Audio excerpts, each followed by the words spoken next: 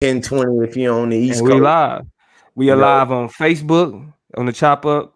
We live on Conscious or yeah, that's at the Consciously yep, on YouTube. We yep. live at the Consciously on YouTube, and we live at the Chop Up Show on YouTube. We just live. We We just lit. live, man. Shout out We to the lit. fold. You know what I'm saying? Shout out to the fold. Shout out to everybody that's seeing everything that they see behind the scenes and not just what they told. You know what I'm saying? Facts. Facts. Hey, while we get the time, give y'all time to come on in. Make sure y'all hit the like button. Make sure y'all subscribe. What we gonna do is we getting back to playing music for y'all. You feel me? We want to give up and comers, niggas who want, you know what I'm saying, want the opportunity to shine, or anybody who want they time. Well, niggas is anybody. Anyway, people that want they time to shine. You feel me? Hit us up at the Chop Up Show or at business at the chopupshow.com. Yeah, we Business at the chopupshow.com. Consciously YouTube right now. Y'all go holler at us, man. We all Really, hey, I can find us. Go ahead and just drop whatever links y'all got. Business at the chopupshow.com is the steady standard address. But if y'all got us on some other platforms, for right now, we will accept y'all submissions. Now, I want to put this out here because this is a chop up tradition. I'm talking about since the origin of the show way back in 2015, right? When we first started off, me and Cam G, a huge goal of ours was to make sure as we got our voice out there to get more people's voices out there. Now, shout out to Cam G. He out there in Dallas holding it down. And we did a good thing for a long time. People submitted beats. They submitted thank you, Cam. music. They submitted instrumentals. They submitted spoken word. They submitted just flows, them rapping, doing their thing. And our only goal was to make sure we plug them so that if they hot, y'all go show them some love and go follow them. So we're going to play some snippets. We're going to play a little bit, drop some info about them. We're going to start getting artists on and interview them a little bit.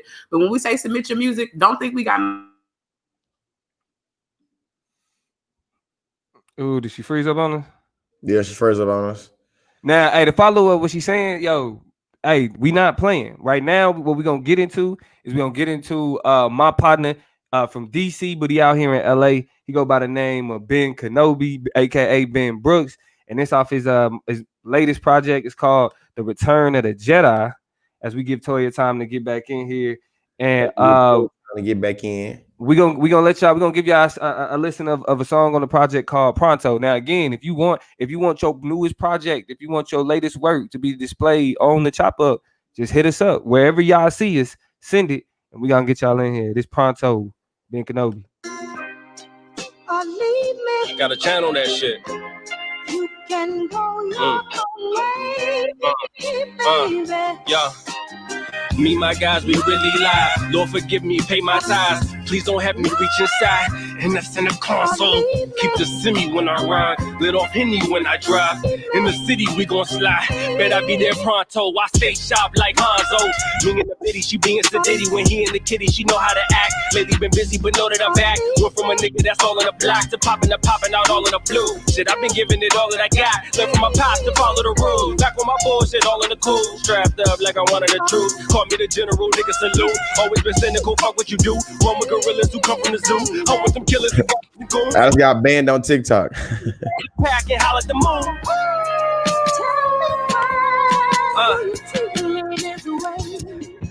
I feel like that's news we get every week. Yeah, but I wasn't saying nothing though. It said controversial content. Yo, this shit feel good right here. Number of violations 10 times. That's the shit you not used to. They can't stand this, but it's all good though. Yeah. Hey, look, really I've been seeing demons around me. You thought I'd break out in a sweat. Yeah, I done got a couple heathens about me, so these niggas get no respect. Why you ain't guarding your neck? I kill with all due respect. Why? Because I'm due respect. I done came up in the league of my own when I call for the right to a threat. My God with a menace, my God where I spit it. My squad hold the semis, I might try to call them off, but them and some dogs can offer you clearance. They offer they rock up a show. I could be rocking a show. Them niggas not get your dope. Cause you was talking at your neck. They come with a tick that's as far as it go. I'm just trying to get the cheddar on me. Why these rat niggas blocking the cheese? You know what I mean? That's a little snippet of The Boy. What y'all think about that? You know what I mean? Thought it was smooth, man. It got it. I feel like it had a nice little, sonic sound that I feel like I can get groovy to. You know what I'm saying? In terms of just like chill and think about some things. You know? Yeah. What you think, Toya? I bang with it. I think dude was spitting. I heard some bars a little bit. Man, I was to it. Yeah. It's a pretty dope project, man. That's the Return of the Jedi. You can find it on Spotify, iTunes. Shout out to the boy Ben Kenobi. It's 5 songs, nice little EP, really dope project. You know what I'm saying? He out here doing his thing. But we back. I know y'all missed this, but hey, hopefully y'all caught the lecture because we have been working. But this is the Chop Up. I'm Damo, the political plug. Y'all know where y'all can find me. I'm here with. It's your girl Toya G. Chilling. Happy Monday. Go Chiefs. Good win. Beautiful situation. Shout out to the people in the comments. Noel. Shout out to Jaleesa. Shout out to Papa Mo. Hopefully you stuck around. Ralph Perry Jr. Yeah, Consciously is with us. I know you like, what is this? We don't know these. Well, look. See, you saying Consciously is with us, but technically, we on Consciously page too. Yes, we on the Chop Up show. We on Consciously. We on the Chop Up on Facebook. We everywhere. Talk to the people. Who we got a celebrity. Man. Yeah, go man. Ahead, Y'all know who it is, man. It's George Lee, aka Consciously. Don't forget the Lee. You can find me at GeorgeLeeSpeaks.com, man. We're getting ready to get y'all drop some shit on y'all, man. Make sure y'all stay very, very involved in the comment section because we want to hear from you. Man, look, but here we are. We back with another wonderful, wonderful edition of the Chop Up. But yesterday, which was the 18th, Consciously kicked off one of the dopest lecture series y'all ever gonna hear about, and that is the Lost in the Sauce lecture series. Talk to the people, George Lee. Let me turn this off. Yeah. Everybody say, man, what you got over there, man? Yeah, man. Hey, shout out to each and every one of the people that tapped in with me, man. We was able to get into the unconscious consciousness of racism. If you have it, if you didn't get a chance to see it, it's available on my YouTube page as well. And this coming Sunday, man, we're getting into the unconscious consciousness of trans homonegativity. And you feel me? It's gonna be a nice conversation. So for everybody you know that's lost in the sauce of trans homonegativity, heteronormativity, homophobia, transphobia, goddamn it, you name it. They don't know the difference between sexuality and gender. Tell them tap in with me on Sunday. Yeah, I mean, we getting it in. The last conversation was about the unconscious consciousness of racism. Toya Green, MC extraordinaire. You know what I'm saying?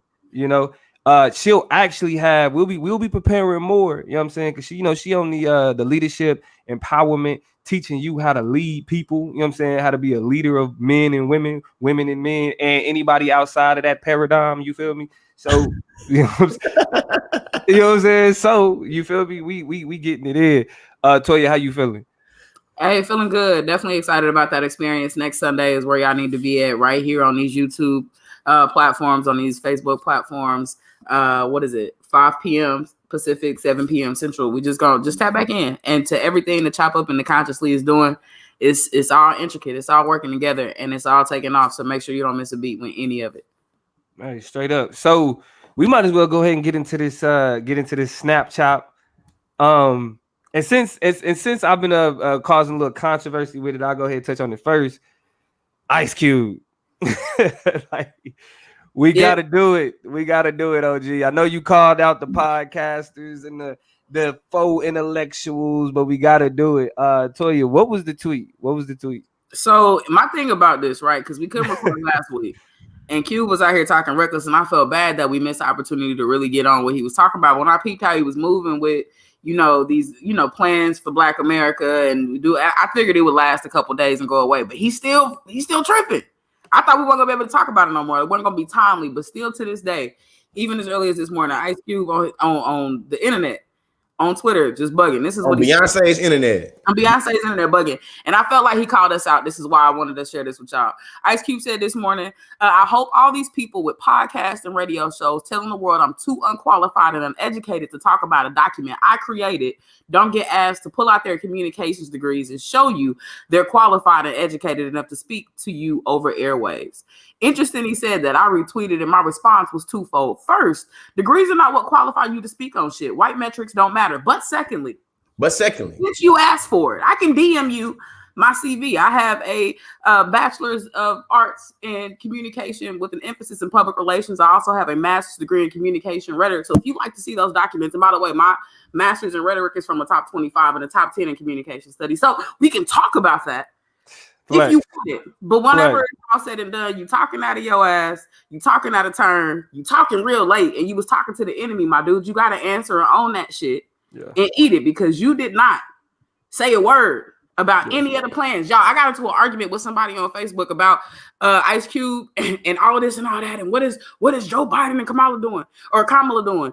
I went because I was like, you're not even talking about, and Ice Cube has yet to refer to the plans that that Biden has on the website about Black America. Right. You go to that page and I was like, I'm gonna school you. I went to go to Joe Biden's page for his plans on Black America. Thought I was gonna get some screenshots. About a 7th screenshot, I had to send the whole link to the whole fucking page. It's long as shit with plans that Joe Biden has for Black America. Nobody's looking for them. Nobody's talking about them. I was ashamed to have just looked at them. I looked more at the plans. I ain't looked them up yet. But I feel like it's long. Now, whether you agree with it or disagree is cool, but you can't sit up here and edify and pump up and hype up. And this is what I said in the conversation too. You just brought these people your plans of action like a month ago and was like, meet with me and let's talk about some shit. I wouldn't accept the meet with you either. He said, the Democrats said, we'll meet with you after the election. Yeah, nigga. I would have said the same thing. Where you been? We don't need it. We don't need it. Example of what Drake said when he was like, you have not been shooting in the gym. You've been on Twitter, you've been on your social media platform talking your shit, getting your retweets. You ain't been 2016, 2017, 2018, 2019, 2020. Like, where you been? You have to be. Hey, you know what it remind me of, Damo? To me, it remind me of when you always used to say that we can't start the political part. We cannot start the political anything in the election year. And it's like bruh, you didn't start getting on some, you know what I'm saying? It's not saying because some people are going to say, well, is it now better than ever? It's like, no. I think y'all are missing the context and uniqueness of what's going on right now. Right you know now, what I'm saying? Yep. Like, Damo had 3 reasons so why Ice Cube was fucking up and why he got deserved to smoke right now. And one of the reasons was, it's like, fam, you've been in office for 4 years. Why do you want to come now and let, like, Ice Cube allowed for the RNC to use him as for some political capital and Twitter clout. Yeah, I mean, without a doubt. And what's fucked up is that you don't even see it. Like that's why your cleanup job been so bad, because a part of the problem is that the platinum plan is no plan. There are no logistics. There was no real conversation being had. The fact that they even introducing it as a $500 billion plan shows you the bullshit that they own.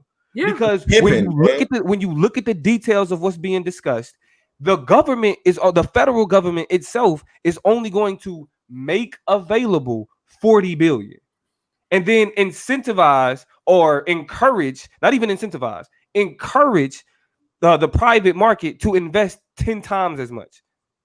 That ain't no fucking. That's a hope and a dream. That's a dream that pimp sell the hoes, man. Really, it's a hope and a dream. So the fact that niggas is like, well, what about Joe Biden plan, or what about? Ain't none of this shit a plan. Even Cube CWBA, that shit ain't no plan. It's ideas, it's thoughts, it's suggestions, it's directions that we should be moving towards, but it's not a plan. There are no logistics. Because specifically, let's get this understood. Let's get this understood, and you got it, Toya. Let me say this, and you got it, Toya. Ain't no money getting spent without Congress. Period. Like, so while y'all trying to pander to Trump, it's how many motherfuckers? 100 motherfucking senators that y'all need to be talking to, because they the ones who gonna be voting on how much of that money gets spent out. You feel me? So yeah, like y'all ain't even having the whole. Y'all ain't even having the right conversation. Y'all ain't even having the right conversation trying to defend somebody. Go ahead, Toya. What we need to have people understand is we are beyond the surface level. Does somebody need to stand up to the state, to the government, and say something and stand up for Black America? Yes. Thank you, Ice Cube. Thank you, Brother O'Shea, for jumping into the conversation and standing up for us and presenting and laying out some of the, center core needs of Black people and what they need. Now, I'm concerned about who you included in that conversation, because I'm very wary and leery of Black women, queer folk, how they feed into your vision of what Black America can look like, but we'll talk about that separately. Even outside of that, though, so I'll give you your props, right, for jumping into the conversation and laying out a framework for what Black America needs at a very fundamental level. Here are 2 basic surface level things, though, that I can't really understand why people can't or keep looking past. Number one, you talking about the same president with this plan for Black America that literally held up coronavirus packages relief packages and said, I'm not giving you shit until you vote for me. He clearly understands what he can and can't do and how he can leverage the election to give people what they want and take away certain shit. He recognizes that he's teeter-tottering on this to, in one hand, take some shit away from you, in one hand, this is the same man playing games with y'all real ass lives. If you want to give everybody $1,200, what the fuck make you think you so special that he finna give you some? Like, I don't. The second thing that I have problem with, right, that I really seek issue with, just on the fundamental, the numbers ain't numbering level, is you are willing to trust a $500 million plan that don't even rattle Billion. out $500 million. I'm sorry, billion? Billion. I apologize, billion dollar, dollars. $500 billion plan. Billion. When you crunch the numbers, don't really add up to that, because he's like, we're going to do this, and then y'all going to make up the rest, and this is how we're going to get all this money circulating. So a lot of contingencies up in there. Don't trust it. But sub-point A is the shit is still a loan. This is money to be paid back. Do you know the PPP loans, the small business loans, the whatever loans that came out? They coming to get you niggas who took advantages of loans, but didn't look at the fine print, didn't look at this, didn't care about that, omitted that. They are banking on you not making good on those loans, so that the same thing that they set up to help you come out with some type of generational wealth that you've been boxed out of for however long, which is why this plan is so good, is the same shit that's going to bite you in the ass, because now you double down on your debt. Okay? This is the last thing I want to say. This is a loan system that, in comparison to Joe Biden's system, where we talk about things like the Green New Deal, while we talk about investing types in new different types of environmental technology and different frontiers of how we deal with and grapple with those issues. That's new jobs that you don't necessarily have a college degree to fill. You ain't got to owe nobody. You can go get you a job, make you some money, set up some wealth, figure out a path through new industry, and make a path to wealth without being contingent on not reading the bottom line and be dealing with fucking tax evasion and shit like that. The numbers aren't numbering. You want to take a loan over taking a real job? Like, I stop. Yeah. Whole sectors are about to open up where employment can be possible, where people can generate revenue and things like that to get an economy back on track. But you want to take some loans. It don't make sense. I'm done. And I'm just looking at the contradictory nature of everything else that's been passed about everything that Donald Trump has pushed and passed in terms of race, in terms of systemic racism, in terms of institutional racism. Like, you can't talk about diversity and inclusion. You can't talk about critical race theory. It's just like, so you have all these, what, you know what I'm saying, one will be able to say in contract terms, you feel me? You have all of these, contentions. All of these, you know what I'm saying, small, subjective, you know what I'm saying, claims you'll be able to make it where you can take it and give it. It's just like, I think that you kind of got to carry it in front of our heads like horses, and you hoping that we'll get to that ballot box and vote for you. But in actuality, you're going to use that same carrot stick to whoop our ass with in the end run. You know what I'm saying? It's just like, in the game we used to play called debate, that's called conditionality. The very fact that you come in and play this conditional game with us is reason we should be skeptical of you and reason we should reject your politics. But that's literally in the debate thing that we grew up doing. So for us to live in a real world of conditionality, you say that, Damo, when you add to that, what you're saying, Tori, when you add to that the idea that the Trump supporters is the main people that's saying affirmative action is reverse racism to white people because it's for black people. Why do black people get to have a Black History Month and get to have a Black Student Union and get to have a Black Entertainment Television? So you can turn around and make a Platinum Plus plan that's curated specifically to black people. It seems like you are now playing the race hustling, race politics. Isn't that racist? You're not going to piss on me and tell me it's raining. Tell me it's raining. Piss on my hand and tell me it's raining. Now this is the Snapchat. I know y'all could go for hours. This is the Snapchat though. Last two Snapchops been whole chops, but we gonna snap this one. I'm gonna say the last two things on this one, and we gonna keep it pushing. You got it. First, y'all trust Donald Trump with anything that got to do with money? The fuck is wrong with you? The fuck is wrong with you? Now that man taxes and other shit then came out. You know what I'm saying? Like, what the nigga? Donald Trump coming to you talking about 500 billion? You should know that it ain't nowhere near close to that. And the fact that niggas is so willing to just kind of jump on that train, that kind of show that it ain't got nothing to do with the real numbers. You know what I'm saying? It's something else that's happening. The last thing I'll say is Q. And everybody that's defending Q, I'm gonna keep it a buck with y'all. The Biden campaign actually respected and treated Ice Cube respectfully. Hey, bro, we thank you, but we're gonna win this election, and then we're gonna bring you in. That's the respectful response. For everybody asking, where was Biden? What is Biden them talking about? Why they tell him after? Because they respected him and knew that in terms of what they had and what he was presenting, we cool right now, but we're gonna get at you after the election. The fact that Trump and them used him as a what is really like a Twitter object, a pawn. It's like a Twitter photo op. They used you like a Twitter photo op. That's why niggas is mad. That's why niggas is like, bro, why you let them we not canceling Ice Cube. So let's kill that too. Actually, that's the third thing. We not canceling Ice Cube. Everybody talking about, you know what I'm saying? Ice Cube canceled. He not. That's still the OG. I'm probably gonna, you know what I'm saying? I'm gonna watch Friday tonight out of respect. You know what I'm saying? Yeah. But yeah, the way that you handled that, you fucked that up, bro. You fucked that up. But let's get into it. Let's keep it pushing. We're gonna go ahead and transition over into the culture chop. Cube. Hey, you know what? Hey, Cube said too, you can do it, put your back into it. And he made a plan that gonna make it where we gonna still be on our backs on the goddamn Republican plantation, hoping that the Democratic plantation gonna do us better, man. Yeah, man. But let's get into that culture chop, to you.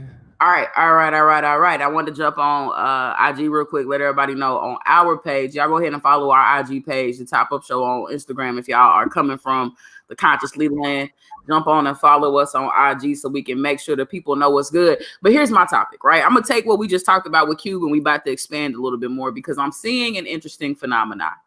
And recognizing this phenomenon, I just want to see if I'm tripping. We have Ice Cube and he wilding, right? Then we have, and I want y'all to break down the last point that I get to. We have Kanye West. You know, he's running as an independent. I have my ballot here.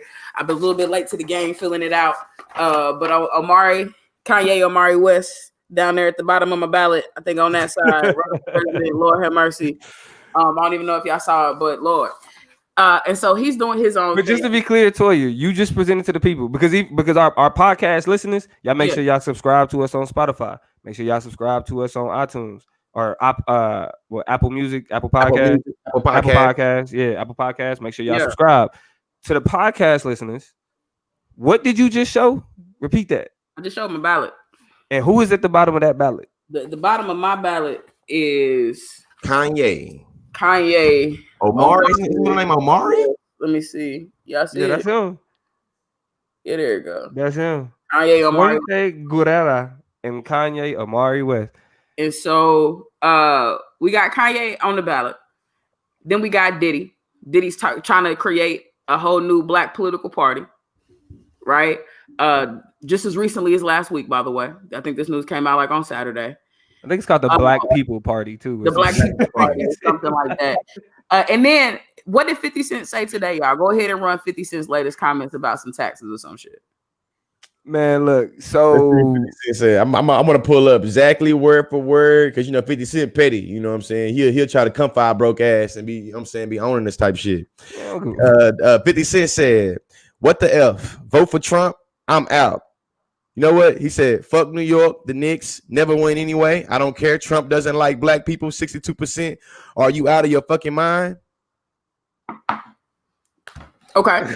So, all right, so yeah, go ahead. So, because I was gonna clarify what he's saying. What George is reading is that under Biden's tax plans, people in California, especially because like the money that's made out here, pretty much California's economy, specifically Southern California, well, really California as a whole, has a higher GDP than a lot of countries. But both New York City and California will be paying 62% in taxes. I mean, and they talking about this is Joe Biden, so we don't know if Joe Biden talking about taxing millionaires, but niggas is just gonna be paying more taxes. That's some liberal shit. Go ahead, Toya. All right, so here's the case I'm trying to make. Here's the question I have to ask, and we're gonna go back to how y'all feel about a lot of this in a second.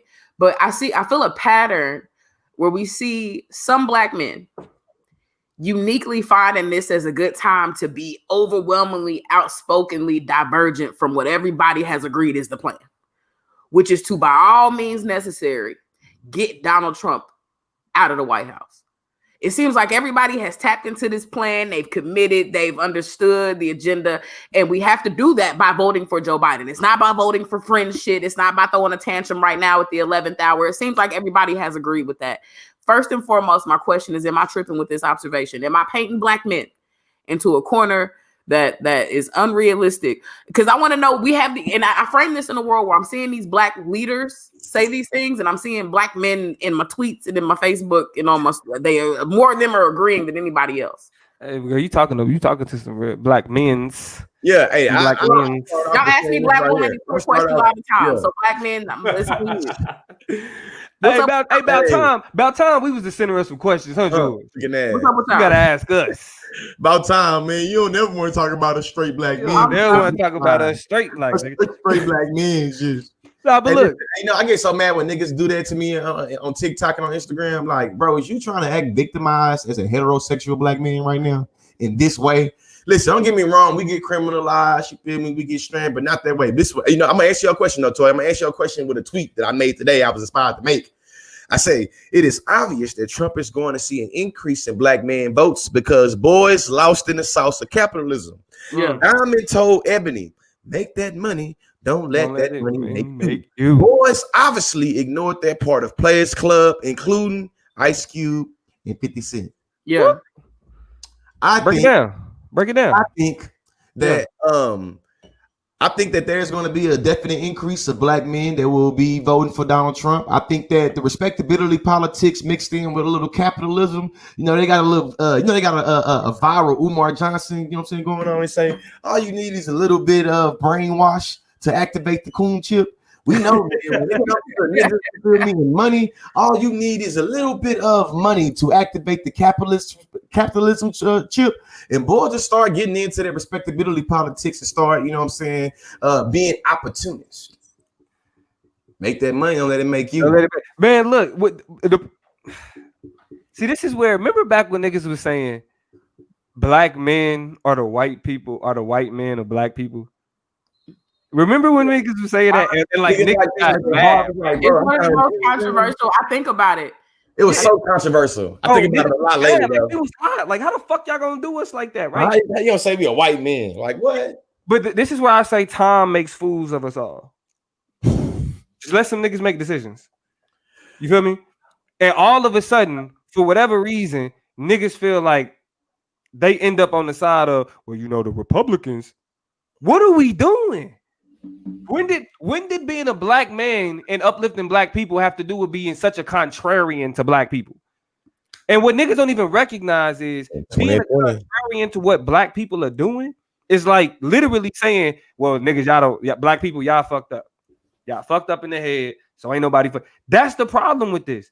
Like, niggas really is saying, instead of looking at what black people are doing and enforcing what black people want to do, and we supposed to be the masculine niggas, right? We supposed to be like, what? Oh yeah, what? You know what I'm saying? If our sisters is for feminism, what's up? We doing feminism. What the fuck y'all talking about? That's what the fuck we supposed to be doing. We're not supposed to be siding with the white man and with white ideologies and white epistemologies and white ontologies. But the money though. But it's about like the silliest shit that black men are doing right now is becoming critical of Republicans on the basis of challenging what Democrats do. Nigga, we should be saying fuck both of them. What are we talking about? We shouldn't be like, well, what is Biden doing? Nah, it should be, if we saying fuck Biden, we saying fuck Trump. If we saying fuck Trump, we saying fuck Biden. Yeah, man. Them shit is parallels. Yeah. You know what I'm saying? Black men specifically should be looking at black communities and saying, all right, this what we doing? Bet, this what we doing. I think it exposes a distancing of black male celebrities like Ice Cube, like P. Diddy. They ain't really getting in with niggas in the streets like that. So when it comes to them being able to speak the language of other rich white men, they know how to speak their language so they can get their attention. You know what I'm saying? Because to me, I feel like something that Ice Cube has said in the beginning, even though I like the part where him saying, this is just the beginning to start us to have us a conversation. When he started saying, ain't nobody else doing the work, it was like, my nigga, what you mean nobody else doing the work, bro? My nigga, where you at? Where you from, bro? It's a whole bunch of grassroots movement organizing. It's a whole bunch of people that's doing like literally doing the groundwork, policy making on the ground. And for you to say ain't nobody doing nothing, it's like, fam, that's some real self-righteous. What I'm saying, woe is me. Like it's niggas in the street. Cube, it's niggas in the street. It's not talking about. It's niggas in this. It's a lot of niggas in the street. To Diddy, it's like, hey Diddy. when you I was in just the about to studio, ask about man, that. and I was you just worried about to ask about about making that. these big deals, it's people that's literally in the trenches, you know what I'm saying? Making sure people getting bailed out, making sure they feeding kids, making sure kids getting breakfast school programs, and making sure, you know what I'm saying? So for you Why to don't say you want you need to this, people really doing this shit? Like that's the biggest question. And I'm gonna tell y'all this. This is what and by the way, I'm on Instagram. I'm talking to y'all. Shout out to Ben Kenobi. He on the IG live right now. I had to let him know we was playing his music, bumping it. So I'm moving around. But I'm about to jump off. Man. Hey, he know that Pronto. That's my shit. That Pronto. Exactly. Here's what I got to say. Yeah. Black women will save the day again. They will stand strong. They will be a wall. They will vote for Joe Biden and Kamala Harris. And then black men will again for the next 4 years and for eternity and forever and ever be mad that black women are looked at as leaders in our community. They'll be mad that black women get all the clout and all the bump. They'll be mad that the attention and that all the gravity and the political support is going toward the issues that we putting on the table and making more important and driving the conversation. And that's because we show up. And y'all get the opportunity to opt out at the most important and delicate moments. This is why when we ask about leadership and what it's supposed to be looking like and how we're supposed to feel, it's non-existent. But y'all will be mad when we look at and point to and edify the black woman. That's the shit that blows my mind. And this is not to say that black women I've seen black women in the comments and on the fringes talking and saying dumb, silly shit too, but none of them are raising up on their platforms. Right. None of them are jumping out. They're not breaking their necks to do some and endorse some old silly wild shit. It is the black men that want to get up here and say, y'all don't ever listen to us. Because nigga, look at what you're saying. And even with and like Q, like even having the conversations with Trump, it's like, all right, that's clearly problematic because like it's the ops. We don't fuck with them, bro. Like stop fucking with people we don't fuck with as a people. Stop doing that. And on some business shit, I think that there can be a way for you to be able to talk to your enemy. You know what I'm saying? But I think that there's a way that you do that shit. You know what I'm saying? I think there's a way that you do that. There's a particular way that you have to garner yourself and orient yourself in that way. I think that once you allow your opponent to use you and use your platform, use your per capita to play you on some sucker hoe shit, and they get to be the pimp and they get to control the narrative, then I think that you have now opted into dialogue with the, you know what I'm saying, with the ops that was not efficient, that was not productive to you and your people. It was self-serving. And look, it's so self-serving to the point where y'all know how we was just talking about, like, it's Nick, like Cube is like, well, who else is doing this? And it's like niggas in the street that's doing it, right? Like, my nigga, you wilding, bro. The problem is they like, bro, you showing who you recognize has power. Yeah, that's who you going to. You recognize and okay, I'm only like this. The Trump administration is a legitimate power, so I'm gonna talk to them. I'm not gonna go, nigga. You from the streets, but you're not gonna go to the streets and talk to the niggas that's in the streets at all. You would rather the white people that reach out to you and communicate, and that's the problem with, what Diddy is doing in this Black People Party and that silly ass shit. It's like, one, we already know that third parties in the United States. If y'all don't mind, can I do a like to slap up Diddy real quick? Can I do this real quick? Sure. Diddy and Kanye. It's this little thing called Duverger's Law in political science. It's called Duverger's Law. Duverger's Law is that when you have a two-party winner takes all system, third parties are typically impossible to win. Why? Because they're discouraged because of the two major dominant parties. So the idea is that the major parties can adapt and shift themselves to take in the concepts associated with those fringe parties and then get those votes because they are more viable options, as opposed to having a fringe vote and being a fringe candidate. Well, if we can just say we agree with that fringe candidate, we take their shit. Easy. Bro, there is nothing that Diddy's Black Party can add that's not already. And listen, this is not me saying vote Democrat or kiss Democrat ass. Fuck Democrats. But there is nothing a part of the Black Party that isn't already a part of the Democratic base. That's the whole shit. You know what I'm saying? You're not adding nothing new. And really, you creating more of an uphill battle by focusing on creating parties instead of funding, initiating, being a platform for people that are doing grassroots work. Fuck parties, nigga. We don't give a fuck about parties, Diddy. We don't want no fucking party, bro. We want influence and power associated with our grassroots work. Taking it to the party level is already taking it away from the people. And that's what niggas is fucking up. Go ahead, All right, so I got a question to get to where niggas is fucking up and develop that a little bit. But Christopher made a comment and a statement said, I don't necessarily agree with Q's moves, but I do want to play devil's advocate. Isn't what Cube's doing the same thing that Republicans are doing, which made them so powerful, and what we always tell them the left should do? Right? Is this not just a textbook example of an elaborate orientation toward a more French perspective that we're putting in the forefront of the people and kind of running with it? Is that not the same strategy as the other side? Like, what's your take, Lee? What made Republicans, my fault, George, but let me say this. What made Republicans powerful is being white. We can't be. You took mine. And maybe I'm misinterpreting the question, so definitely re-ask it and unpack it if I'm kind of misinterpreting the time. I'm reading it. How are you interpreting the question? Excuse me. Isn't what Cube's doing the same thing that Republicans are doing, which has made them so powerful, and what we always tell the left we should do? I think I want to be precise about what the thing is. Because in terms of finding, I think if you're talking about just having an eccentric non-politician get up there and talk their shit, I think after 4 years, we've recognized that we do need somebody with some type of political prowess who knows how to do the thing. And that's my biggest criticism of how a lot of this shit is shaking out. Like, yeah, I don't want a politician to the core, but like, and not to like say I agree with all of Beto's politics, but like, I like a Beto O'Rourke, right? Where you a politic, but you really, really, really kind of do a lot of interesting things that are kind of pandery, but are at least a little like affirming to me that you are a person of the people. You know what I'm saying? Like, it's, you just, I feel that type of relationship to what you do and how you move. And so like, it's weird because I can't really tell you what an ideal candidate would be, but I'll tell you in the same ways that Barack Obama, and this is, I played a clip that I let the fellas listen to before we started from Dr. I think her name was Ava. What was her name? We were talking about her last name being different. DeWeaver, Dr. Ava DeWeaver. And one of the things she had talked about in terms of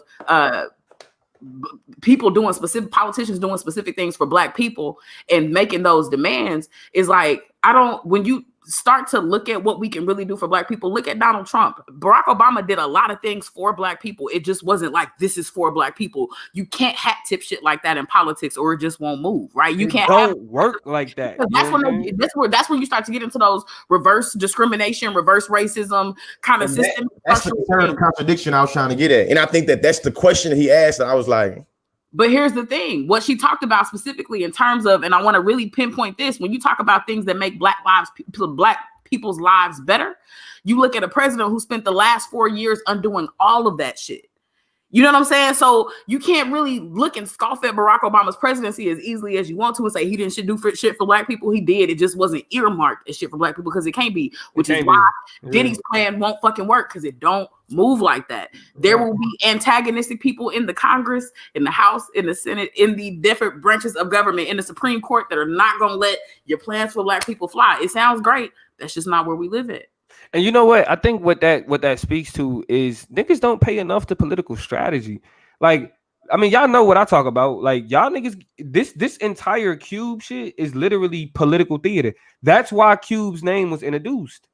Like, the reason why the Biden campaign didn't say, "Hey, Cube reached out to us. You know, this was great." You know what I'm saying? That type of shit is because the idea is that once it gets talking, it becomes about like, oh, this relationship.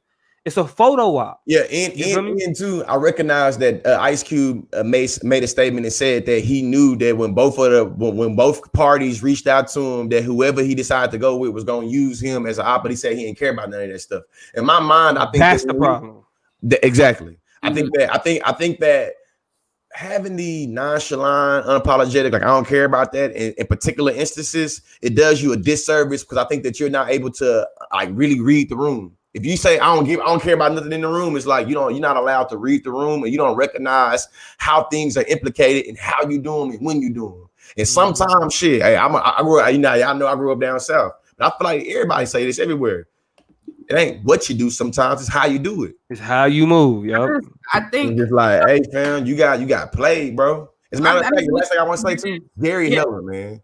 When we all watched NWA, a movie that Ice Cube wrote, I think that Ice Cube should have been able, I think that not only Ice Cube, because P. Diddy watched it, and 50 Cent watched it too. I think that we should have been able to learn from how we should see overzealous rich white men that want to prey on niggas that got a whole bunch of skill or influence and want to, you know what I'm saying, monetize that. So in my mind, it's like Ice Cube, when you wrote the movie and you felt like Jerry Heller was getting over on Eazy-E, why didn't you have that same energy when you felt like, you know what I'm saying, these people was getting at you and you like, well, whatever's for black people, how are we gonna do it for black people? It's like, bro, it makes it easy for us to say what you're doing is self-serving. Yeah. Yo, also to everybody that's on the different platforms, we got people on Facebook, we got people on 2 different YouTube channels. Make sure y'all all subscribe to the Chop Up Show at the Political Plug, and also it's higher definition LEC. You know what I'm saying? Let me show them off real quick because I see we got y'all spread out against different platforms. This is the last thing I'm gonna say real quick about this. So yeah, how you not gonna have your you lazy? You supposed to have your at so we can just show the at. What are you talking about? For your name Green instead of at Toya G. Oh, sorry. How do you been? I'll say about this topic, and then we'll close it out and jump over to the political plug, or the political chop, rather. I think all of these celebrities, you have individuals like Jamie Harrison out of South Carolina who is challenging the shit out of Lindsey Graham. Lindsey Graham is so shook and so nervous about how much money his campaign doesn't have versus how much money Jamie Harrison is running as the Democratic candidate to, I think, take over as senator, that he can't. He was at the Jamie Coney, the what's the lady name running for the Supreme Court? Coney Barrett. Amy Coney Barrett, yeah. He was at the Amy Coney Barrett damn confirmation and was supposed to be asking her questions about her fitness to be on the Supreme Court, and was like, I don't have any money. I don't understand why this man keeps making. He's shook. Every speech this man gives, he talks about the fact that he does not have any money. These are the types of political moves that we need Diddy, that we need Ice Cube, that we need 50 Cent, we need Kanye West behind, supporting these shit financially. And this is, I'm a pessimist, right? I don't think the political system is all that keen and great. And I feel like the deeper you get into that shit, the more messed up and insidious you have to be in order to thrive in the political system. So take what I'm saying with a grain of salt. Agreed. You want, and you feel like political power, political capital for black people is going to come through nominating candidates. They need to be taking their money and putting it behind people like Harrison, who is clobbering Lindsey Graham about to get his ass on up out of here. Find your candidates in various states like that and put money on them. Let the people who do this shit. And quit jumping in and having conversations that you don't need to have about shit that just is not your lane. Money. This ain't one. Yeah, this ain't one. Put it somewhere, because I'm tired. Yeah. And Lord forbid this fragments a huge voting block that we have going into these elections. But we got a couple weeks and black men is going like this instead of going like this. We get you on board. Can I say one more thing to you? You got it, and then it's on you. Niggas, being a contrarian does not make you useful. This is being different. Stop! Don't do that. No, this is not my candidate. If your leader can tell you this, it's just not. Don't laugh at that shit, George. No, don't laugh at that shit, George. Don't do that. Yeah, fuck that.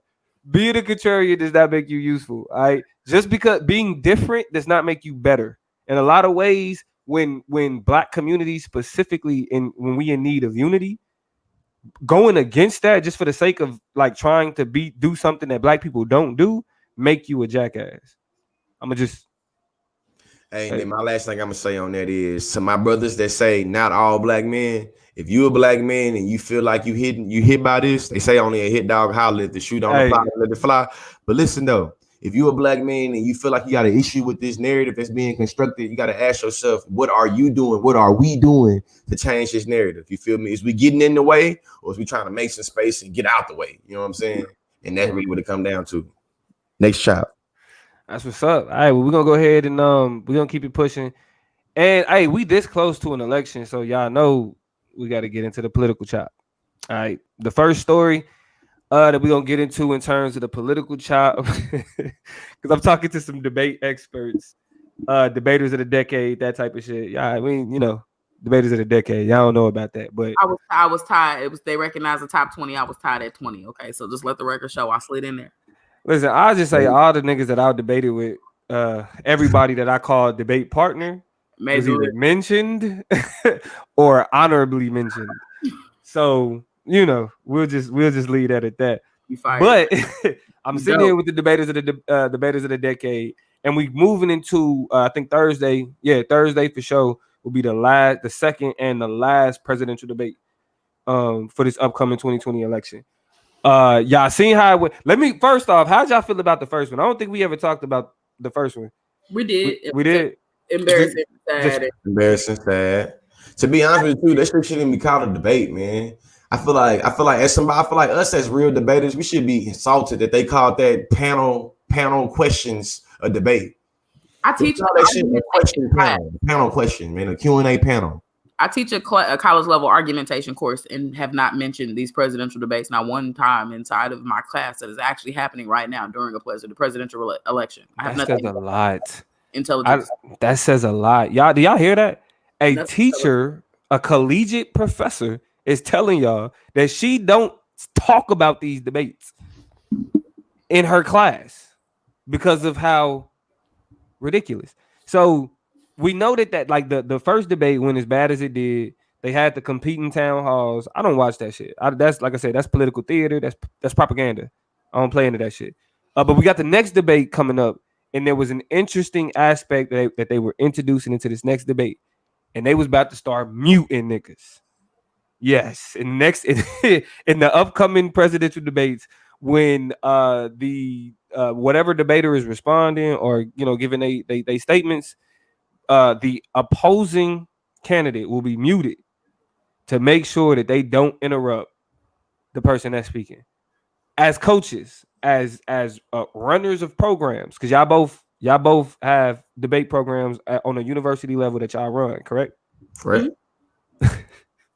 How y'all feel about having to mute niggas in order to let a nigga speak in a debate for the president? To me, I think that if I feel like if my 18 to 25 year olds can have enough, you know what I'm saying, civility and enough respect for one another to not speak in the other person's time, and these persons are supposed to be the leader of the free world, it says a lot about our country that we have to mute people during speech. And we got, but at the high school level, it's middle school debate. I hosted a middle school, high school debate tournament this weekend, honey. It's middle schoolers who know how. And shout out to Toya, who let's be clear.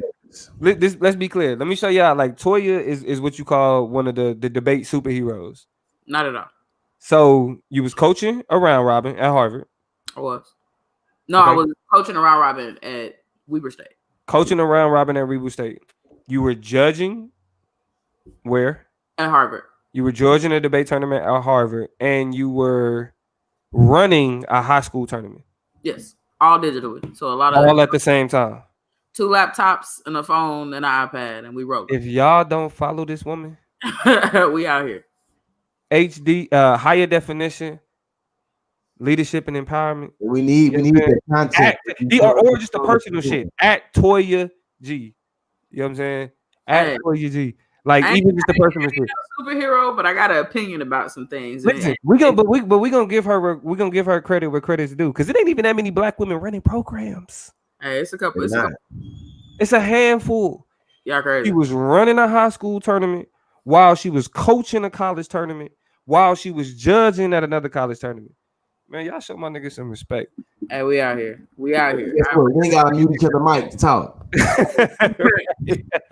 I appreciate y'all, man. No, I all that says is that I get a lot of time to listen to people share their perspectives and ideas, and listening to you do it on 1,000 different levels, and then seeing leaders of the free world or people who want to be fed let it so bad, it burns my soul up, because these little kids got more self-control than they do.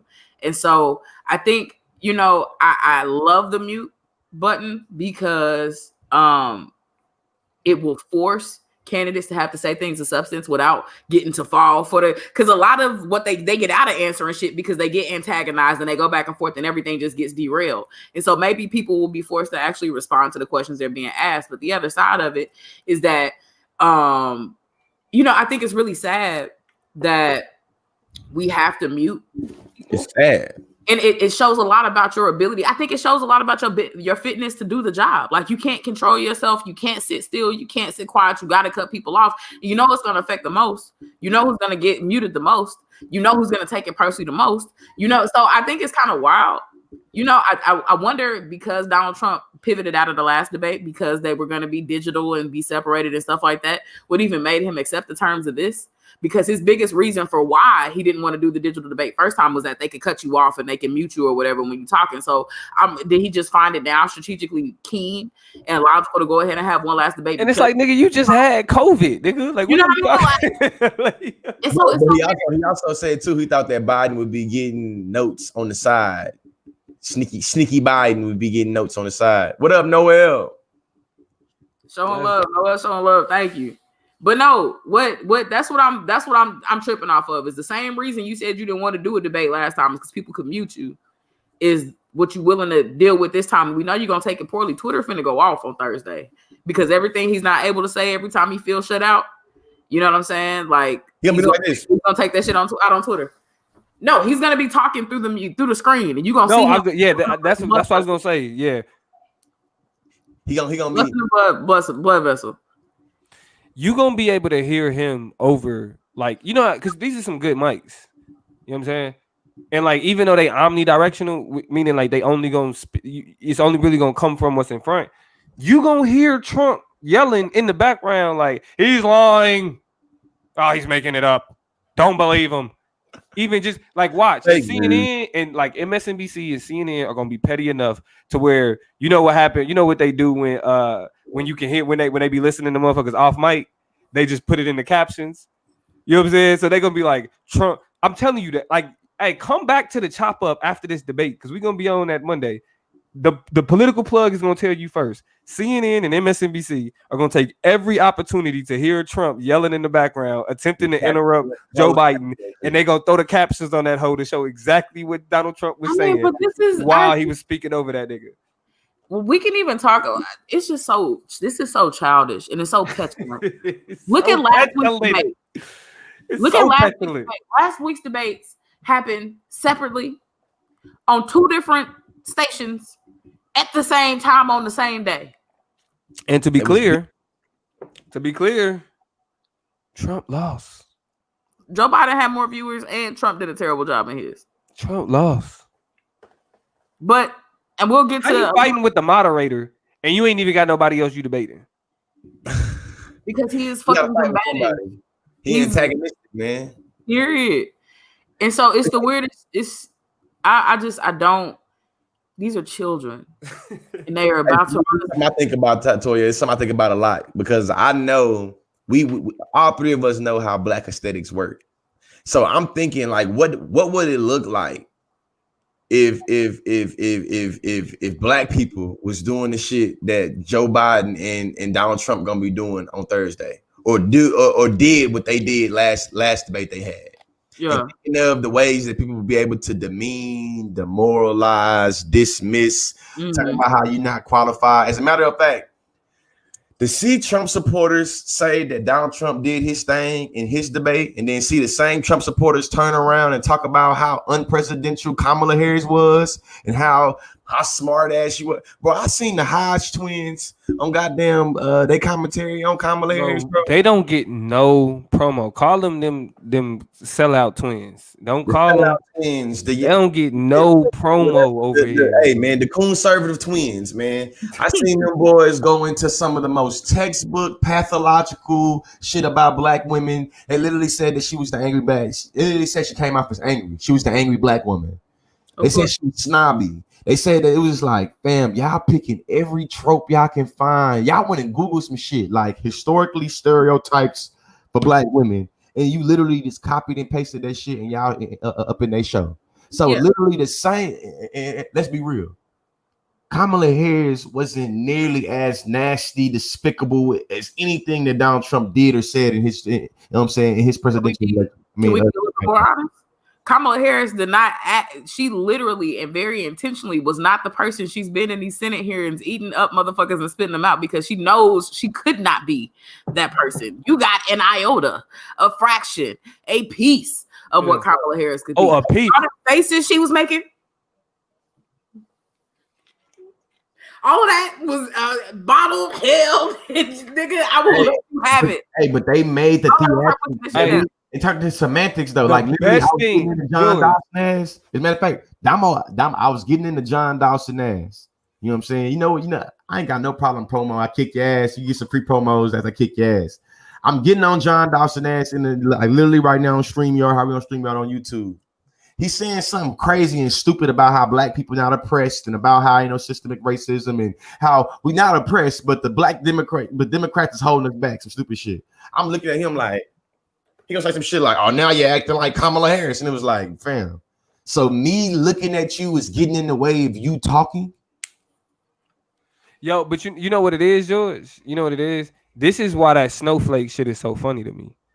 You niggas is sensitive. Yes. I can't even make faces. You lucky that I'm being respectful enough to just be like making a face. Lucky I'm just making a face. I better not. Because what I'm telling myself is don't say nothing. Don't say nothing. Nigga, like you lucked up. The fact that all she said to that nigga was, I'm speaking. Bro, that's how your mama act in public when you know when you get home, she gonna whoop your ass. She only speak in very short, succinct sentences. When she gonna fuck you up when you get back to the crib. That's why I mean on a debate level, and we really should have, probably taken some time to really break down on the debate level how effective their strategies were. Like not whether it was a good debate or not, but just their coaching.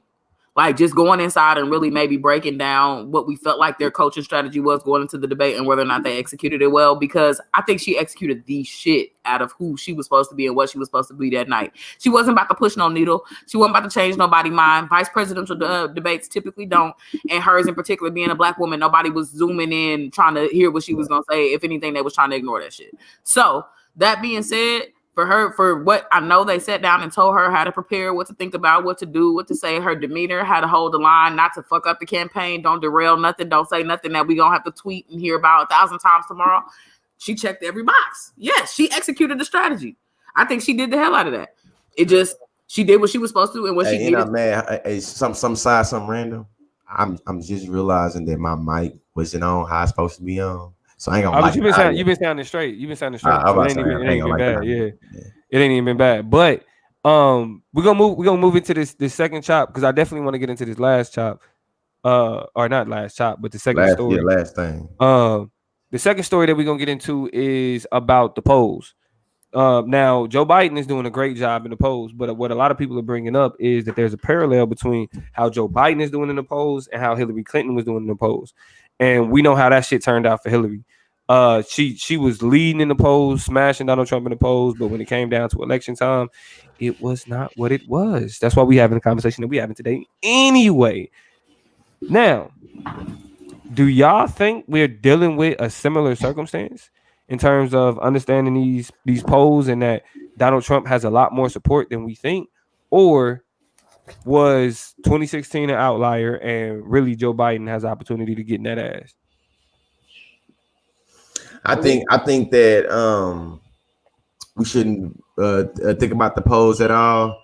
I think that there were a lot of old white people that haven't voted since Ronald Reagan that thought that Hillary Clinton was going to win, like a lot of us thought, and they didn't come out. And I think that here in 2020, it's going to be a lot of people that ain't voted since the 80s.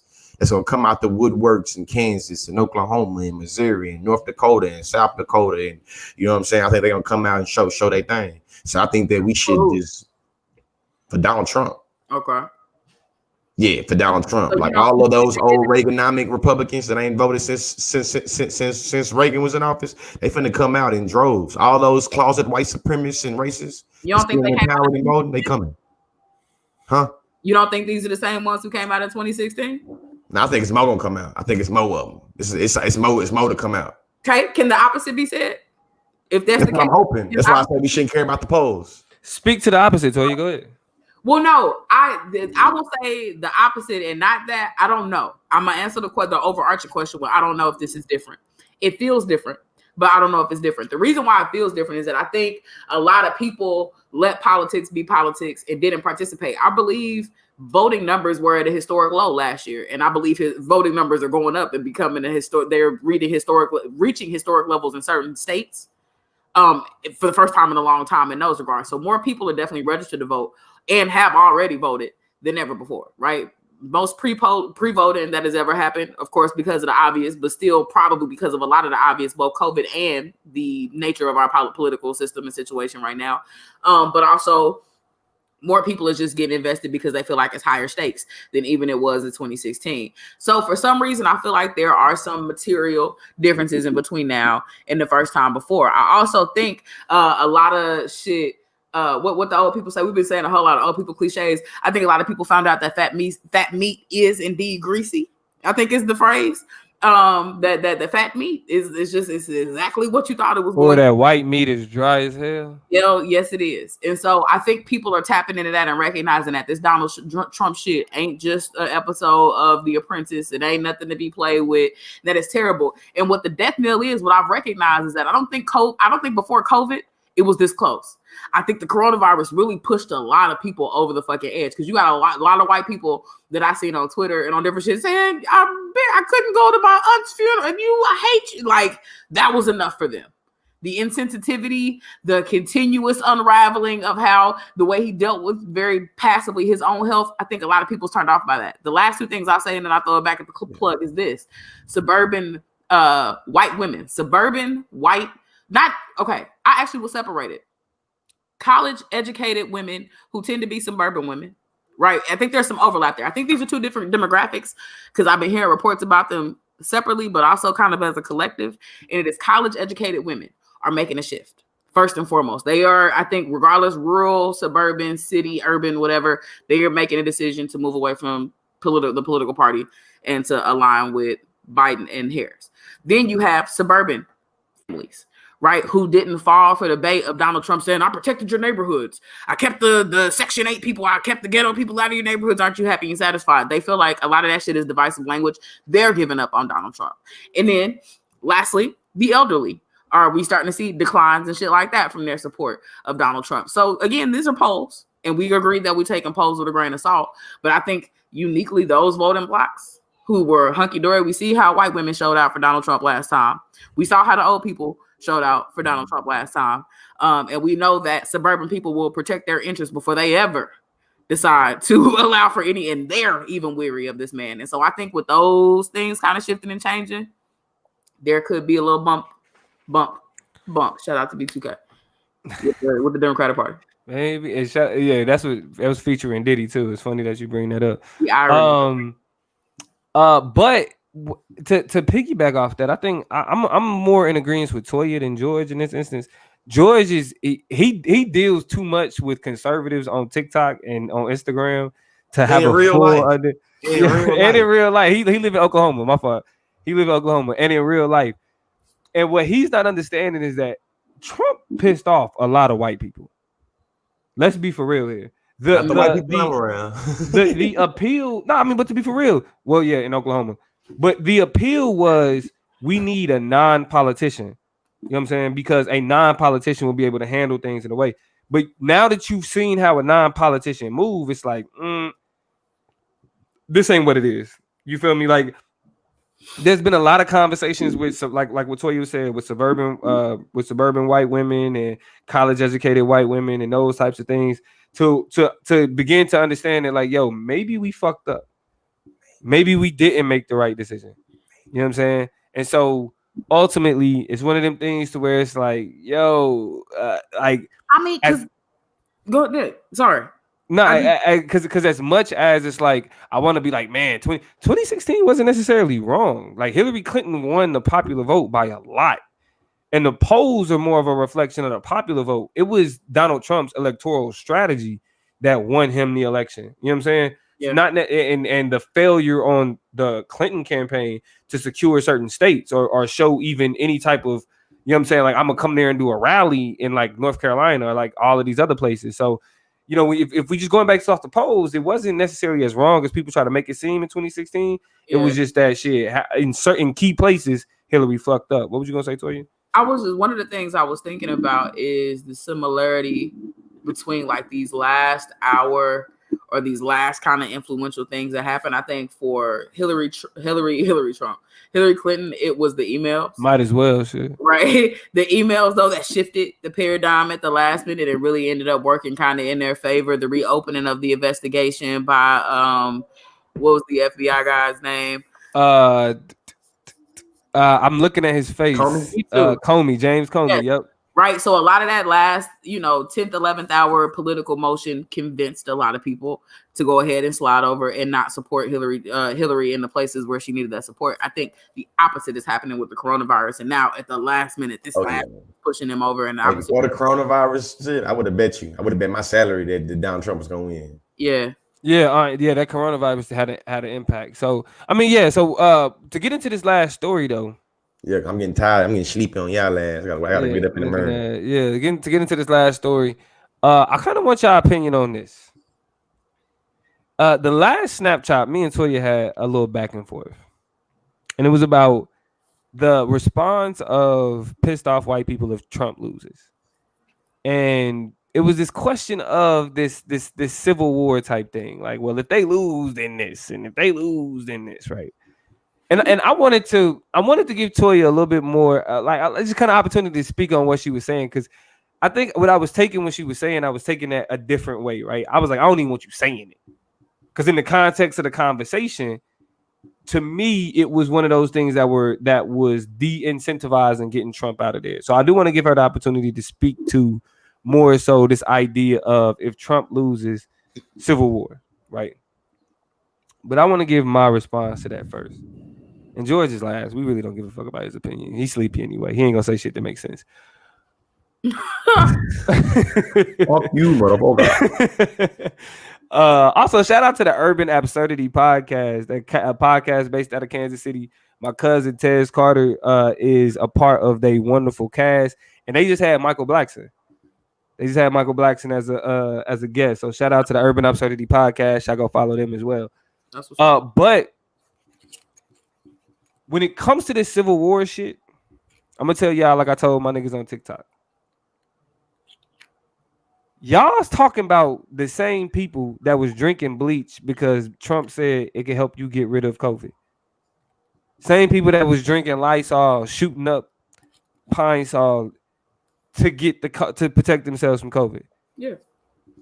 If that's the competition in terms of a civil war, I like our chances. I'm good. I'm not tripping. I don't think we got anything to worry about. I think that is dangerous, damning, and a scary way to look at what is possible, because all it takes is one tweet.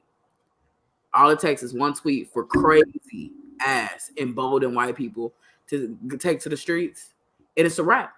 All it takes is for them to misinterpret, stand back and stand down. Said it was a whole lot of something and a whole lot of nothing. And now, yes, Donald Trump. Yes, sir, we will.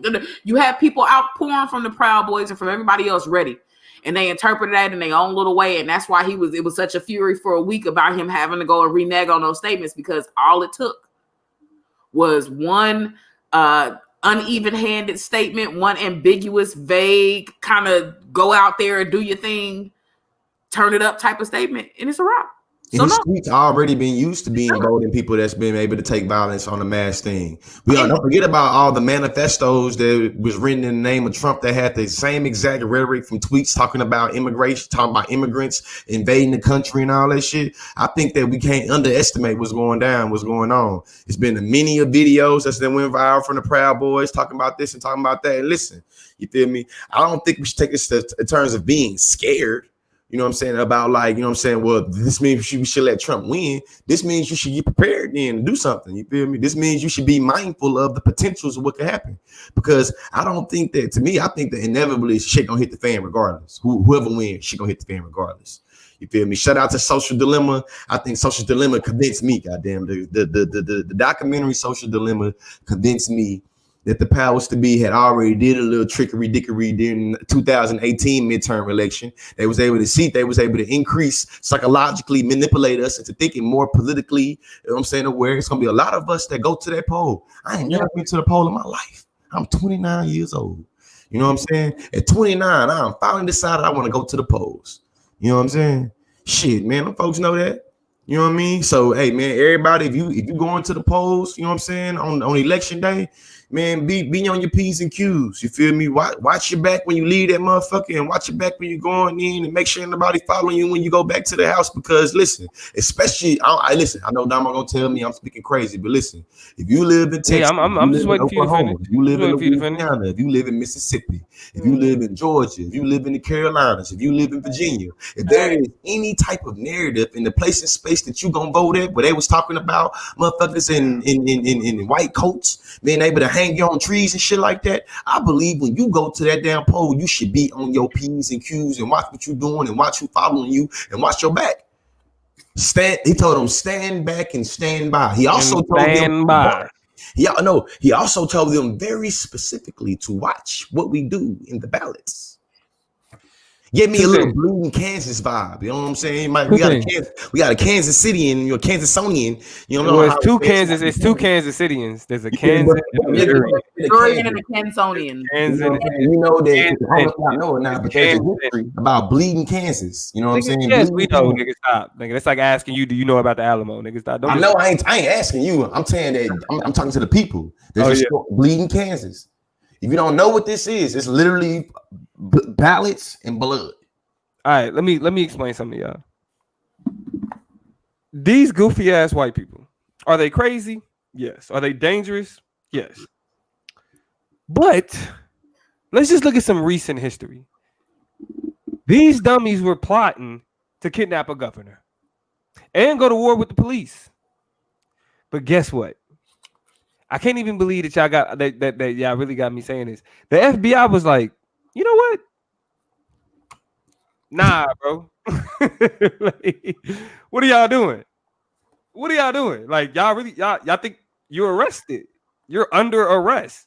Why? Because we have wiretaps. We have conversations. We have meetings. We have data. We've been watching you this whole time. Let's not act like extreme whiteness, extreme white supremacists, not even white supremacists, just the white, or not extreme white supremacists, normal white supremacists, white nationalists have been infiltrated by the FBI just like every other fucking radical organization in the United States. But guess what has happened? Guess what has happened? They whiteness making them think that, yeah, ain't nobody worried about us. As many times as the FBI have put, fuck what Trump is talking about. Fuck what you see the Proud Boy saying. The FBI has already said, hey, these niggas are a bigger threat to domestic security than Al-Qaeda is in 2020. These niggas are the problem. So while we sitting back talking about, oh man, they're a threat, the FBI is too. And, and listen, if we know anything, if we take any if we learn any lesson about white people and when it comes to this union, let's look back. What happened the last time it was a civil war? It's the only argument I think you got is good. I'm confused. Look, they ain't got no economy this time. They ain't got no whole states that they control this time. We got pockets of niggas that's willing to do some wild shit. They're gonna get treated just like Al-Qaeda got treated, because guess what? At the end of the day, racism is the foundation of this country, not white nationalism. So if y'all bring that white nationalism to the point where, oh, we about to run over, we about to try to take over some shit. The FBI has already shown that we're not playing with y'all. We don't gotta be pro-black in order to know that y'all ain't running shit either. I mean, I don't know though. Here's my issue. I guess my confusion with the position that you're taking is that I don't necessarily think the stage that we're in is organized white violence. I don't think that we're there. I think that the propensity for white temper tantrums in a collective moment at a collective time is so high that white people will do what white people do, which is collectivize in moments of panic, anger, anguish, and discomfort, and band together. They do this all the time. Think about it. When a black person is being abused or being targeted or being violently enacted against by a black person is being targeted or being violently enacted against by a white person in a public space, white people don't jump in. They don't intervene. They just sit around and look around and be like, yeah, you should have done that shit, or you shouldn't have been like that, and maybe he wouldn't be so upset. They either apologize for the shit or join in with the lambasting and accosting. So I think we could have a high probability where, like I said, that one Trump tweet will be sent, and a whole bunch of decentralized shit will pop off because white people will start doing wild. I agree with that. Yeah, just like El Paso.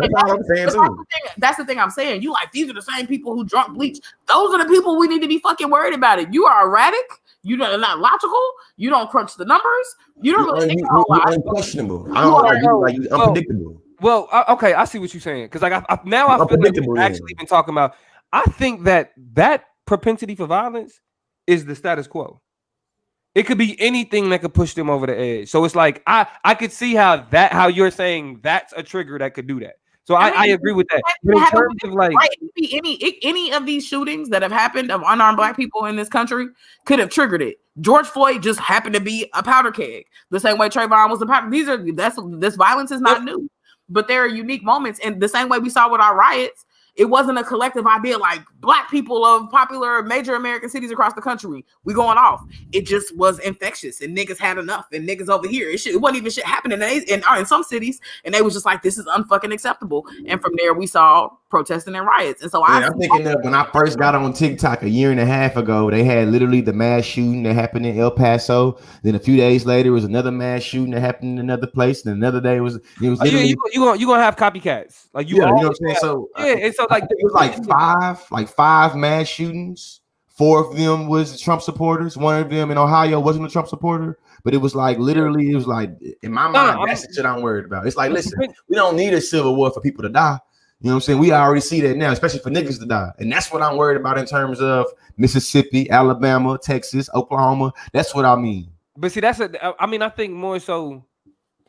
I feel you, because and I guess I think that the conversation should be more about us preparing ourselves and keeping our head on the swivel when this shit do go down, because it's like, not saying that it's gonna be like, oh, the world is just gonna change, but nigga, be careful.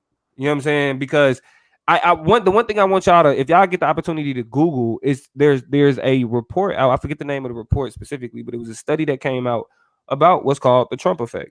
This is real. And now I know I'm talking about, like, you know, they can't take over the country or whatever, but the violence associated with Trump, his rhetoric and his logic, has been associated with instances of hate crimes. And actually, after Trump was elected, you've seen the highest spike in hate crimes since it's the second highest since after 9/11. It was after 9/11, there were a lot of hate crimes against Muslims and, you know, like Middle Eastern descended folk. I think that's how you say that.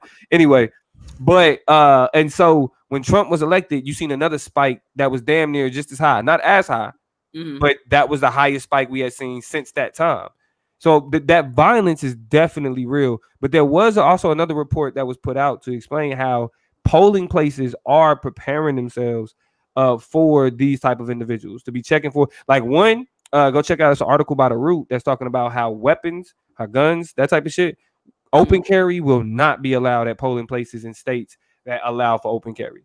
That's not happening. Makes sense. Because of exactly what we're talking about. So the thing that we need to stay focused on is understanding that, like, look, you know, is it gonna be ugly? Yeah, but we got to get him the fuck up out of there. It's gonna be, I mean, that increase and that spike is dangerous, but another 4 years of this type of mentality is gonna breed that same type of thing. Anyway, it's gonna empower that same. Okay, let me tell you something. This is what I think right here. This is the last thing I say too. If Trump loses, I think that he's going to campaign for 4 more years and just raise hell for 4 years, and then try to run for president again in 2024 with the Republican Party or as a fucking independent. He a populist. What you think, Toya? I mean, the nigga has been impeached. Why is he able to do any of this? I think that impeached but not removed. But sure, but I think that needs to be the first argument of both his Republican opponents and of the Democrats to go against him. Is this nigga has been impeached? Get him off the stage, sir. This is a Wendy's. You've been dismissed. Okay, so whatever. But I think that, damn, I had a thought. I forgot what the hell I was thinking about a second ago. Lee, what if? No, the tweet. That's what I was thinking about. This tweet that I saw, and I don't know if you agree with this or not. A lot of people say this strategy is just putting your head in the sand and waiting for it to be over. This tweet said, I'm going to bed at 4 p.m. on election night. I don't want to know shit. I don't want to hear shit. Y'all got it. I'm saving my mental health. I'm preserving what I got. I'll deal with y'all the next morning after y'all have had a chance to work through y'all shit. But just the energy it's going to take to sift through that particular night. The person whose tweet I looked at said, I don't have it. I'll meet y'all and pick it up the next day. Do you feel like what you say? Nah, I ain't with it. I'm staying up. I gotta see what's going on. You know me, man. I'm a student of Huey P. Newton. Huey P. Newton said, "Power is the ability to define the phenomenon and make it act in a desired manner." I can't define the phenomenon in my goddamn sleep. I want to wake up on goddamn November 5th and know exactly what I'm getting my black body into when I step outside that house and I put myself in that car. I want to have an analysis for myself already. I want to have some reflection that I already did. I want to have some deep thoughts. Nah, hell no. I want to define the phenomenon and make it act in a desired manner. What we know about the election, even if she go to bed at 4 o'clock on election day, you can wake up, but between the paper election and the absentee and this and that and the actual election results, to know everything that's going on second by second coverage. What I'm saying is the results not going to be out that first day anyway. They're not. There's really a week. A lot of people are telling people or hoping that they understand that that people get that these results going to take like a week to be finalized. They're not going to be cut and dry that night or that next morning or that next day. It's going to take some time to come to terms with it. So whatever your process is going to be to make it through those anxious few days, plan now. Plan accordingly. It's a good way to end. Yeah, and Jeffrey Okolo said that the ballots won't be counted on election night because of COVID though, and that's actually a part of it, right? You got a lot of early voting. You got a lot of absentee voting, and you're gonna see record numbers. Yeah, you're gonna see you see record numbers and all of those things just because it's different ways that things is counted. So without a doubt. But yeah, man. Like they say in football, keep your head on the swivel. I mean, but as if you black in America, you already know what time it is anyway. Right. If you black in America, you already know that every time you go do something, you know, it's like almost, you know what I'm saying, how I like to, you know what I'm saying, sometimes drop it like this, man.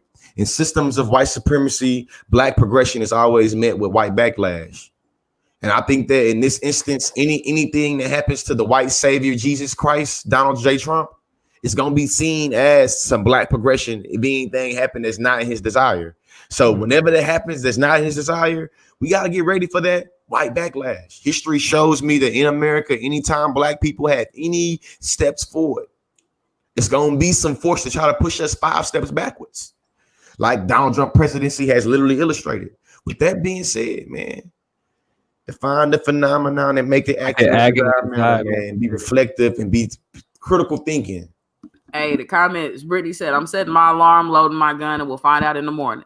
Not going to change the outcome, but I'll at least be able to rest before whatever happens. I made my vote. She got the 40 on her. Brittany said, I got to be able to shoot straight, so I got to get my rest up. I don't want to be shaky if I got to come get you. So I got to be ready to get my nap in, get my rest in. Torrance said, I'm a federal worker and taking days off after the election. Our federal building is on high alert because of Trump supporters. Right? It's very important to understand why these businesses in these spaces are on high alert. It's not because of the average Democrat wanting change and going out there to cast their ballot. It's because a lot of these other motherfuckers ain't got no self-control. Christopher says those statistics only mean that another violent spike is inevitable either way, which is why, I think inevitably it's going to be some people upset out here that's ready and weary. Melodious Ramblings. I live in Dallas, and when I went to vote, a guy was asking people for their registration to ensure election integrity. They're really doing that shit. And so you got regular people, average people who have been emboldened by their local, state level and federal officials to go out and to check and make sure everything is good. And this is what they're doing. They literally perpetuating voter infringement, voter intimidation, and messing up the whole process. Voter suppression really is de facto voter suppression. Yeah. By agents who have been deputized by the state. So it's wild. We out here doing what you can what you do, head on swivel. Stay focused on what's happening around you. Pay attention to local movements and the local news to see where people's rallying up. I stay in Orange County and I am not asleep. I don't put nothing past these California white folks. And I know what goes down. Donald Trump was just out here. Not in Orange County. Donald Trump was just out here this past weekend in Orange County. And had them out there turned up. So I'm here. And shout out to you, Papa Mo, man. You've been in the comment section all night. Shout out Papa Mo said I'm at the polls to stop intimidation. He walking up. Hey, where your election integrity at? walking up on them. Shout out to Papa Mo doing this thing. Talk about that in a couple different ways, in a couple different places, making sure he on deck to make sure people like us can go and have our voices heard. If that's what you believe in, that's what you want to do, go get your ballot. Go let the people hear from you. Yeah, man. Hey, great show. Glad y'all was able to join us today. We was running across 3 different platforms. We was on Facebook at The Chop Up Show. We was on YouTube at The Chop Up Show and at The Conscious League. You know what I'm saying? So I mean, for the foreseeable future, we'll be on all 3 of these platforms, so y'all can catch us. Make sure y'all subscribe to all 3. Make sure you subscribe to The Chop Up Show on YouTube, subscribe to The Conscious League on YouTube, and subscribe to The Chop Up Show on Facebook. Make sure y'all find us on Instagram. Subscribe to the show there. Also, you can find the recordings. All right. Now we break up each chop and we put each chop on Spotify, iTunes, Google, all the places where you get all your podcasts. Stitcher, we there. You feel me?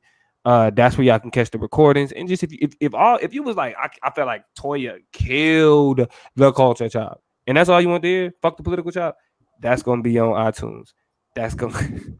But look, if you was like, fuck the culture chop, Damo and the political chop, that's the only reason I'm there.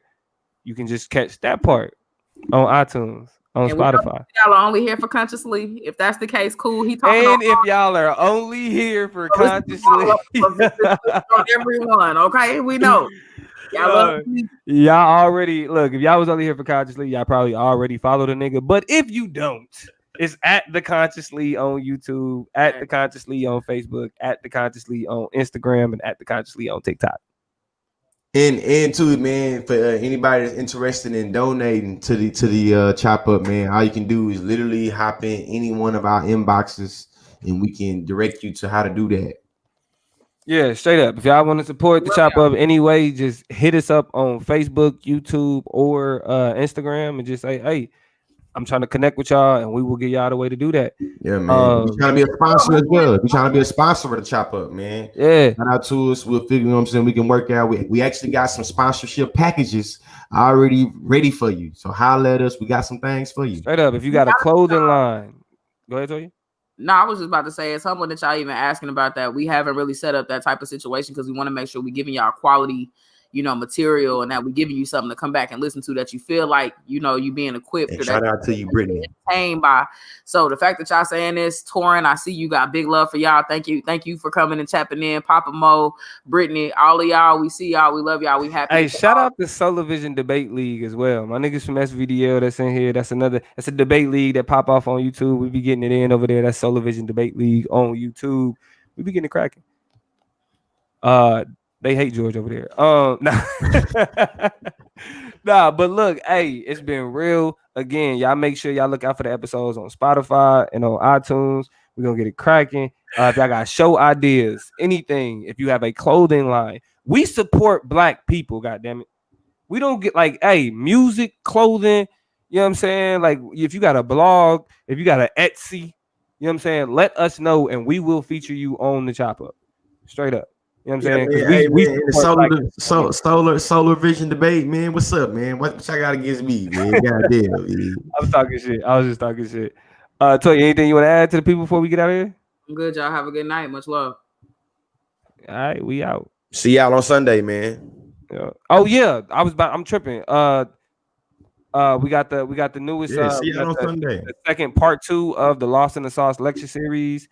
Where we will be getting into the unconscious consciousness of heteronormativity and I'm calling it transnormativity. We're gonna throw both of them together, but we're gonna be getting into shout out to you, Melvin. Hey, shout out to you, Melvin, man. You know what I'm saying? Damo trying to throw his little old shade and things, you feel me? But we out here, man. We do that. I'm gonna pop up over there, you know what I'm saying? I'm gonna pop up over there and see if I can get me a little spot or something, man. Yeah. Hey, y'all tune in at the Consciously. Lost in the Sauce lecture series part 2. We're gonna be in there. Toya will be moderating. George will be doing his thing. So y'all stay tuned. We get it in. Be easy.